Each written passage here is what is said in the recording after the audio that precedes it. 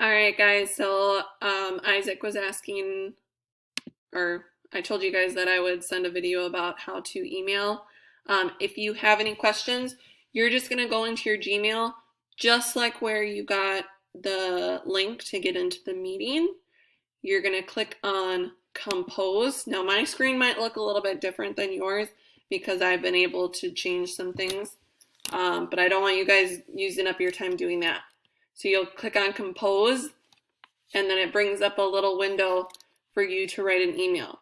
So for me, you could just write Tiffany, because that's my first name, and I should be one of the first ones to show up, okay? If you kind of hover over it, you should see a little picture of me kind of pop up. That'll help you know. Yeah, so I'll have Tiffany Dahlquist on there. You just click on it, and then you can type, I need help with the reading lesson. Can you talk me through it? Okay.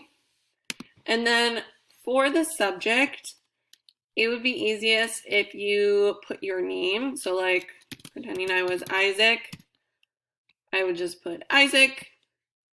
You're just telling me what you need, and then you would hit send. And then eventually I would get the email. It usually only takes a little bit. And then I could set up like a video chat or something with you.